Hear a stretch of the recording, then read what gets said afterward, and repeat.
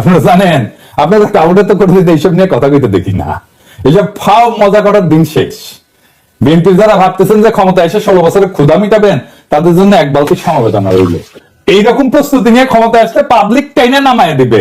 2026 বাংলাদেশের জন্য খুবই জটিল, খুবই কঠিন, খুবই অনিশ্চিত একটা বছর হবে। বাংলাদেশের মানুষকে হাসিনা সরকার উন্নয়নের যে মূলা দিছিল, ওই মূলা ক্ষেত দেখা 2021 সালে আমাদেরকে অনুন্নত রাষ্ট্র থেকে উন্নয়নশীল রাষ্ট্রের মর্যাদা দেওয়া হয়েছিল। মর্যাদা না, কিন্তু এই উন্নয়নশীল রাষ্ট্র হিসেবে বাংলাদেশের জন্য অপেক্ষা করতেছে কি কঠিন চ্যালেঞ্জ। সব চ্যালেঞ্জের কথা আজকে কমো না, তবে আমরা মাঝে মাঝে বিএনপির এইভাবে পরীক্ষা নিব। আপনাদের প্রথম চ্যালেঞ্জ হলো না, সব চ্যালেঞ্জের কথা আজকে কমো না, আজকে কয়েকটা চ্যালেঞ্জের কথা কমো, বাকিগুলো খুঁজে বের করেন। আপনারা তো বহুত বুঝেন, সবার থেকে বেশি বুঝেন। আমাদের প্রথম চ্যালেঞ্জ হলো 2026 সাল থেকে আমরা ইউরোপিয়ান বাজারে জিএসপি প্লাস পাবো না। জিএসপি হলো সেই মেকানিজম যেটাতে ইউরোপিয়ান বাজারে আমাদের পণ্যের, বিশেষ করে গার্মেন্টসের শুল্ক মুক্ত প্রবেশ নিশ্চিত করা হয়। এর মধ্যে অন্যতম হইল তৈরি পোশাক শিল্প। 2026 সালে জিএসপি প্লাস পাওয়ার অন্যতম শর্ত হইল সুশাসন, কলকারখানার শ্রমিকদের অধিকার নিশ্চিত করা। সুশাসনের কথা কইলাম না, ওইটা আপনারা কেমন পারবেন সেটা 2001-2006 সালের কথা মনে আছে, কিন্তু কলকারখানার শ্রমিকদের অধিকার নিশ্চিত করতে আপনারা যে পরিকল্পনা দরকার সেটা আপনাদের নাই। কেন জানেন? আপনারা হলেন ব্যবসায়ী আর বুর্জাদের নিয়ে তৈরি দল। গরিব মানুষরা রক্ত দেয় আর বড় লোকরা মাখন খায়। আপনাদের যারা জনগণের সাথে সম্পৃক্ত ছিল তাদের কি অবস্থা আমি একটু পরে দেখাবো। হ্যাঁ, কি অবস্থা, বের করে দেন, নয়তো বাইরে ফেলে, পিঠে মরে যায়, বনে বাজারে ঘুমায় বেড়ায়। ঢাকায় এসে রিক্সা চালাইছে যে সমস্ত লোকেরা, দারোয়ান হয়েছে, পাঠাওয়ায় কাজ করছে, তাদের কোনো খবর থাকে না। সবাই আইসা তখন টেকার লোভে জড়া হয় আশেপাশে, অর্থলোভী এলিট। আর এই রাসেলের মতো লোকেরা আপনাদের দলে ফিরতেছে, নতুন এসানো হয়ে উঠতেছে। আপনাদের এক্সাম্পল দিই, আপনাদের তৃণমূলের নেতা কর্মীদের কি অবস্থা, আপনাদের যুব দলের নেতারে আর্মি পিটায় মেরা ফেলাইলো, দেখছেন বাচ্চাগুলোর কি অবস্থা। অথই পাথারে পড়ছে এই পরিবারটা। ভাই, এই দলের রাজনীতি করেন, এই দলের আমার পেজে ঝাঁপায় পড়েন, জিজ্ঞাসা নিয়ে এই পরিবারের খোঁজ দিয়ে আমাকে জানান, এই পরিবারের সব দায়িত্ব আমি নিব। জি না, আমার টাকা নাই, আমি বড় লোক কেউ না, আমার বাপের জমিদারি ছিল না, ভিক্ষা করবো সবার কাছে।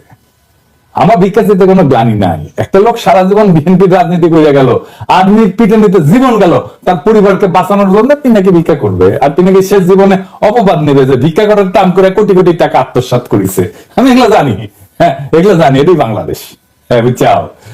যাই হোক, আমার খোঁজ দিয়ে এই পরিবারের দেখভাল করার দায়িত্ব যেন আমাকে দেন, খোদাতালা এই তৌফিক যেন দেন, ওনার পরিচয়টা দিয়ে আমার সাথে যোগাযোগ করাই দিয়ে।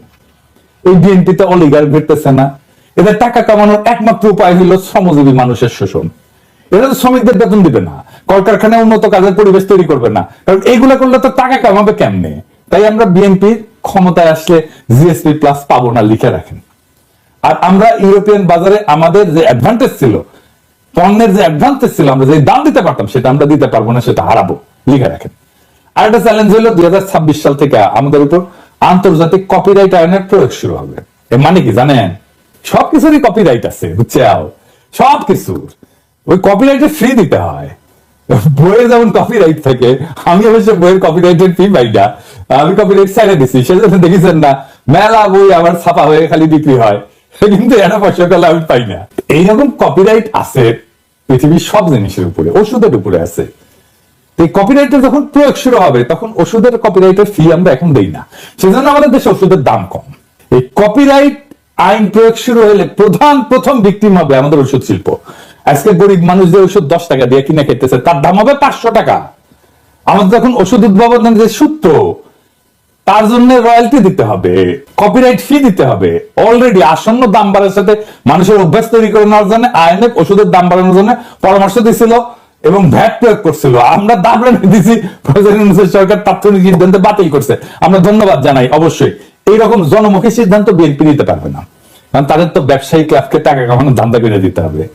অর্থাৎ বিএনপি ক্ষমতা আসলে 2026 সালে ওষুধ রপ্তানি বাদ দেয়, দেশের মানুষকে কম দামে বা এখনকার দামে ওষুধ সরবরাহ করতে পারবেন না। আপনারা দেখেন আব্দুল মুক্তাদির কি বলেন, উনি ইনসেপ্টা কোম্পানির মালিক, আমার তাহলে বস ছিলেন ক্ষুদ্রকালে। 26 এর পরে আমাদের দেশে আর প্যাটেন্টেড ওষুধ তৈরি করতে পারবো না, সেগুলির জন্য আমাদেরকে রয়্যালটি দিতে হবে এবং অনেক ওষুধের দামই এমন হতে পারে, যেমন একটা এক্সাম্পল দেই আপনাদেরকে। আপনারা যদি হেপাটাইটিস সি এর আমরা যে ওষুধটা বাংলাদেশে তৈরি করি সেটার দাম হলো মাত্র $6, আর সেটা বাইরে বিক্রি হয় $1000 একটি ট্যাবলেট। তাহলে আমরা যেটা $6 বাংলাদেশে দিচ্ছি ওটা $1000 তো মানুষ খেতে পারবে না, এবং একটা ট্রিটমেন্ট হলো 87টা ট্যাবলেট খেতে হয় একবার। তো বাংলাদেশের কোন লোক হেপাটাইটিস সি হলে পারে $87,000 দিয়ে এটা খেতে পারবে? দেখেছেন এই ধাইয়া আসতেছে। এরপরে চ্যালেঞ্জ হলো বিদেশিরা আমাদের যে সহজ শর্তে ঋণ দেয় সেটা বন্ধ হয়ে যাবে। আমাদের তখন উন্নয়ন বাজেটের ঘাটতি মোকাবেলা করতে বাণিজ্যিক হারে বৈদেশিক ঋণ নিতে হবে। তাইলে বুঝতে পারতেছেন সুদ দিয়ে ঋণ নিতে হবে। ওই টাকাটা আমরা কেমনে পাবো? ওই টাকাটা উপার্জন করবো কত? উপার্জন করে তো সুদ শোধ দিতে হবে। আভ্যন্তরীণ অর্থনৈতিক সক্ষমতা তৈরি করে তারপরে ওই সুদটা শোধ দিতে হবে। এটা কেমনে করবেন আপনারা জানেন? আপনাদের কাউকে তো কোনোদিন এইসব নিয়ে কথা কইতে দেখি না। এইসব ফাও মজা করার দিন শেষ। বিএনপি যারা ভাবতেছেন যে ক্ষমতা এসে 16 বছরে ক্ষুধা মিটাবেন, তাদের জন্য এক বালতি সমবেদনা রইল। এইরকম প্রস্তুতি নিয়ে ক্ষমতা আসলে পাবলিক টাইনে নামায় দিবে যদি দায়িত্ব নিতে না জানেন। 4 নম্বর হইতেছে আমেরিকার সাহায্য বন্ধ হয়ে গেছে। সারা দুনিয়ায় আমাদের তৃতীয় সাহায্যদাতা দেশ ছিল আমেরিকা এই ট্রাম্প আসার পরে। 1 আর 2 নম্বর হইতেছে জাপান আর ইংল্যান্ড। 2022 সালে কত টাকা দিছিল আমেরিকা তারা জানেন? আমেরিকা, শুধু আমেরিকা $32 বিলিয়ন। এই টাকাটা হাওয়া হয়ে যাবে। কই পাবেন সেটা? $32 বিলিয়ন তো লাগবে। তাহলে কেমনি সামাল দেবেন? কোথেকে পাবেন?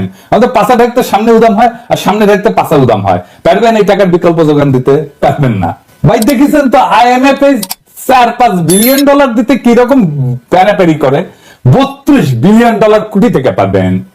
তবে এইসব চ্যালেঞ্জের সমাধান আমাদের জানা আছে, কারণ আমরা গত 10 বছর যখন হাসিনারে খেদানোটা আন্দোলন করেছি তখন আমরা এটা নিয়ে কাজ করে রাখছি, ঠিক করে রাখছি। হাসিনা জয় বাংলা হইলে আমাদের কি কি করা লাগবে, এই সংকট মোকাবেলা করার জন্য কি কি করা লাগবে সেটা আমাদের প্ল্যান করা আছে। তার প্রথম পদক্ষেপই ছিল প্রফেসর ইউনূসের মতো বিশ্ববরেণ্য ব্যক্তিকে প্রধান উপদেষ্টা পদে বসানো। আলহামদুলিল্লাহ আমরা এটা পারছি। উনি রাজি হয়েছেন। তিনি এমন একজন মানুষ যার আন্তর্জাতিক খ্যাতির কথা বিবেচনা করে বিশ্ব নেতারা আমাদের অভূতপূর্ব সুযোগ দেবেন এবং দিতেছেন। ট্রাম্প সব সাহায্য বন্ধ করে দিলেও রোহিঙ্গা ক্যাম্পে সাহায্য বন্ধ করে নাই। কাদের কারণে? আমাদের সরকারের কারণে, প্রফেসর ইউনূসের কারণে। তো প্রফেসর ইউনূসের এত গুরুত্ব কেন? কারণ যেই মানুষ তার অর্থনৈতিক মডেল দিয়া সারা বিশ্বে দারিদ্র মোকাবেলা করছেন, সেই মানুষের 3-0 কনসেপ্ট, যেটা আমি আগে কইছিলাম, এটা প্যারিস অলিম্পিকের মূল প্রতিপাদ্য বিষয় ছিল। উনি ছিলেন প্যারিস অলিম্পিকের একজন প্রধান ব্যক্তি। সেই মানুষের চেয়ে উপযুক্ত কোন পার্সোনালিটি কি আপনাদের মধ্যে আছে যিনি ভারতের আর পশ্চিমের ঠাপ একই সাথে সামলাইতে পারবেন? আপনি তো পারেন নাই 1-11-এ। ক্ষমতায় আপনার লোকই আজউদ্দিন, আর্মি চিফ আপনাদের বানানো, তারাই আপনাকে উস্কে দিল, সাথে জামাতও ছিল। পারেন নাই 1-11টাকে। এখন আমরা কেমনে পারবেন? যাই হোক, আমাদের পরিকল্পনার একটা ডেমো দিলাম। পুরো পরিকল্পনা আমাদের সাজানো আছে 2026 সালের চ্যালেঞ্জ আমরা কিভাবে মোকাবেলা করব। আমি যে ফাঁকা আওয়াজ দিই না তা নিশ্চয়ই বুঝতে পারছেন। অনেক পরিকল্পনার মধ্যে দিছি, আরো দিব। এমন না যে পরিকল্পনা পরে বাস্তবায়ন করা হবে। পরিকল্পনা কিভাবে করতে হয় সেটা দেখাইছি। সমস্যার 100টা সমাধান আছে। কি ভাবছিলেন যে আপনাদের জন্য আর বলে দেবো বাকিগুলা? আপনাদের পরীক্ষায় নকল করার মতো সরকার নকল করে চালাবেন? আমাদের সাথে অ্যালাই করেন। আমরা যেভাবে দেখতে চাই আপনাদেরকে সেইভাবে থাকেন, সেই রাস্তায় থাকেন, আমাদের সাহায্য পাবেন, আমাদেরকে পাশে পাবেন। আমাদেরকে তো সত্য মনে করতেছেন এখন। হ্যাঁ, আমাদের কাছে সব বিষয়ের ওষুধ আছে। আপনারা এই লোক